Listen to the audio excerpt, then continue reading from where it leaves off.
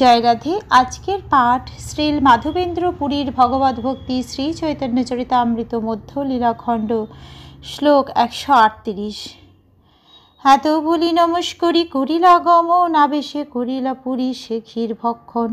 পাত্র প্রক্ষালন করি খণ্ড খণ্ড কইল, বহির্বাসে বান্ধি সেই ঠিকারি রাখিল।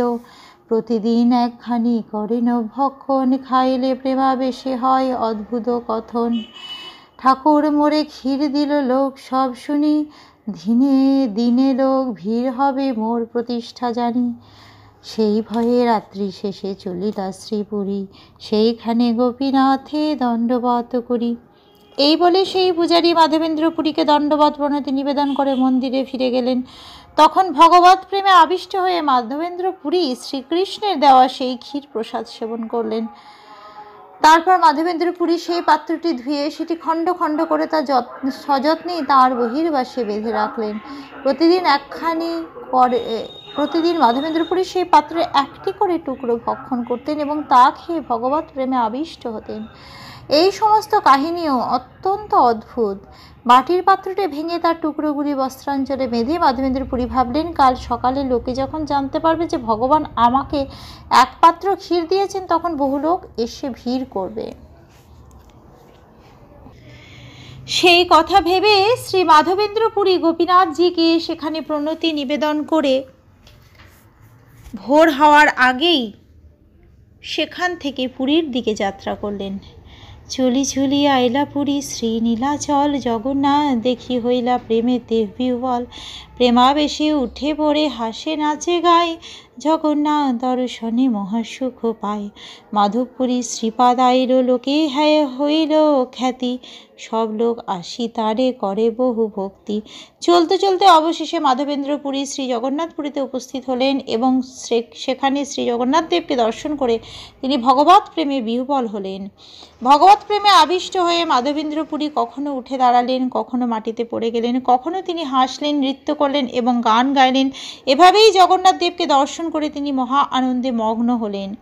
শ্রী মাধবেন্দ্র পুরী নীলাচলে এসেছেন এবং তার খ্যাতি চতুর্দিকে ছড়িয়ে পড়ল। তাই বহু লোক তখন তার কাছে এসে তাকে তাদের সকল প্রকার শ্রদ্ধা নিবেদন করতে লাগলো। প্রতিষ্ঠার স্বভাবেই জগতে বিদিত, যে না বাঞ্ছে তার হয় বিধাতা নির্মিত।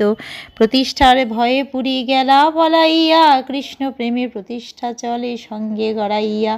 এটি হচ্ছে প্রতিষ্ঠার স্বভাব। বিধাতা যাকে প্রতিষ্ঠা দিতে চান, তিনি তা না চাইলেও তার খ্যাতি সারা জগৎ জুড়ে প্রচারিত হয়।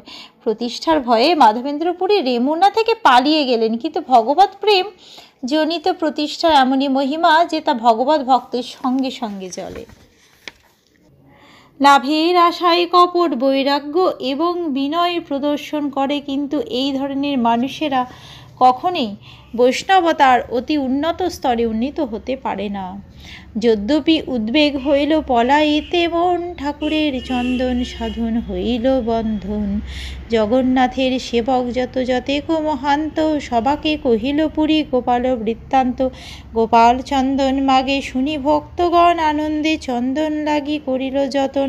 রাজপাত্র শনে যার যার পরিচয়, তারে মাগে কর্পূর চন্দন করিলা সঞ্চয়। জগন্নাথপুরীতে সকলে তাকে একজন মহান ভগবত ভক্ত রূপে সম্মান প্রদর্শন করেছিল বলে, যদিও মাধবেন্দ্র পুরী সেখান থেকে পালিয়ে যেতে চেয়েছিলেন, কিন্তু তবুও গোপীনাথজির চন্দন সংগ্রহে তার বিঘ্ন সৃষ্টি হবে মনে করে মাধবেন্দ্র পুরী সেখান থেকে চলে যেতে পারলেন না।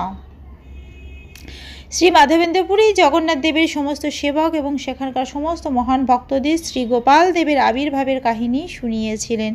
গোপাল চন্দন চেয়েছেন শুনে জগন্নাথপুরীর সমস্ত ভক্তরা মহা আনন্দে চন্দন সংগ্রহ করতে সচেষ্ট হলেন। উচ্চপদস্থ রাজকর্মচারীদের সঙ্গে যাদের যাদের পরিচয় ছিল, তারা তাদের সঙ্গে সাক্ষাৎ করে কর্পূর ও চন্দন সংগ্রহ করলেন। এখানে বোঝা যায় যে মলয়জ চন্দন ও কর্পূর জগন্নাথ দেবের শ্রী বিগ্রহের জন্য ব্যবহার করা হতো। কর্পূর ব্যবহার করা হতো তার আরতিতে এবং চন্দন ব্যবহার করা হতো তার শ্রীঅঙ্গে লেপন করার জন্য। কিন্তু এই দুটি বস্তুই সরকারের নিয়ন্ত্রণাধীন ছিল, তাই ভক্তদের উচ্চপদস্থ রাজকর্মচারীদের সঙ্গে সাক্ষাৎ করতে হয়েছিল। তাদের সমস্ত বৃত্তান্ত বর্ণনা করে তাঁরা শ্রী জগন্নাথপুরী থেকে অন্যত্র চন্দন ও কর্পূর নিয়ে যাওয়ার অনুমতি লাভ করেছিলেন। এক বিপ্র এক সেবক চন্দন বহিতে পুরী গোসাইয়ের সঙ্গে দিল সম্বল সহিতে। ঘাটিদানি ছড়াইতে রাজপাত্র দ্বারে রাজলেখা করি দিল পুরী গোসাইয়ের করে। চলিল মাধবপুরী চন্দন লইয়া কত দিনের রেমুনাতে উত্তরিল গিয়া। চন্দন বহর করার জন্য মাধবেন্দ্রপুরীর সঙ্গে একজন ব্রাহ্মণ এবং একজন সেবক দেওয়া হয়েছিল। তাকে প্রয়োজনীয় পথ খরচও দেওয়া হয়েছিল। পথে শুল্ক সংগ্রহকারীদের কাছ থেকে রেহাই পাওয়ার জন্য রাজকর্মচারীরা রাজার অনুমতিপত্র পুরী গোসাইয়ের হাতে তুলে দিয়েছিলেন। এভাবে মাধবেন্দ্রপুরী চন্দন নিয়ে বৃন্দাবনের দিকে যাত্রা করলেন এবং কয়েকদিন পর তিনি রেমুনা গ্রামে গোপীনাথ মন্দিরে উপস্থিত হলেন। গোপীনাথ চরণে কইল বহু নমস্কার, প্রেমাবেশে নিত্য গীত করিলা অপার। পুরী দেখি সেবক সব সম্মান করিল, ক্ষীর প্রসাদ দিয়া তারে ভিক্ষা করাইল। সেই রাত্রে দেবালয়ে করিল শয়ন, শেষ রাত্রি হইলে পুরী দেখিল শয়ন। গোপাল আসিয়া কহে শুনো হে মাধব, কর্পূর চন্দন আমি পাইলাম সব। কর্পূর সহিত ঘষি এসব চন্দন, গোপীনাথের অঙ্গে নিত্য করহ লেপন। গোপীনাথ আমার সে একই অঙ্গ হয়, ইহাকে চন্দন দিলে হবে মোর তাপক্ষয়। দ্বিধা না ভাবিও না করি হব কিছু মনে, বিশ্বাস করি চন্দন দেহ আমারও বচনে। গোপীনাথ মন্দিরে পৌঁছে মাধবেন্দ্রপুরী গোপীনাথজির শ্রী পাদপদ্মে বহুবার সশ্রদ্ধ দণ্ডবত প্রণতি নিবেদন করলেন। ভগবত প্রেমে আবিষ্ট হয়ে তিনি বহুক্ষণ নৃত্যগীত করলেন। পুনরায় মাধবেন্দ্রপুরীকে দর্শন করে গোপীনাথজির সমস্ত সেবকগণ তাকে বহু সম্মান প্রদর্শন করলেন এবং তাকে গোপীনাথজির ক্ষীর প্রসাদ ভোজন করালেন।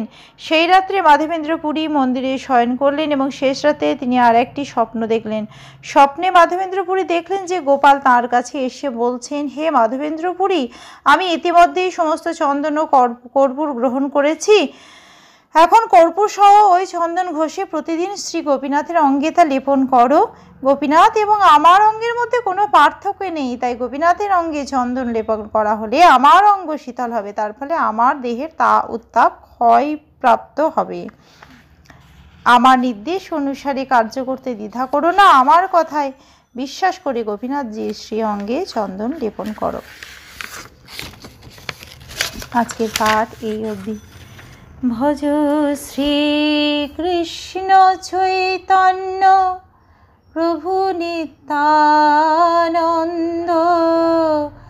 শ্রী অদ্বৈত গদাধরে শ্রীবাসাদি গৌর ভক্ত বৃন্দ। হরে কৃষ্ণ কৃষ্ণ কৃষ্ণ হরে হরে, হরে রাম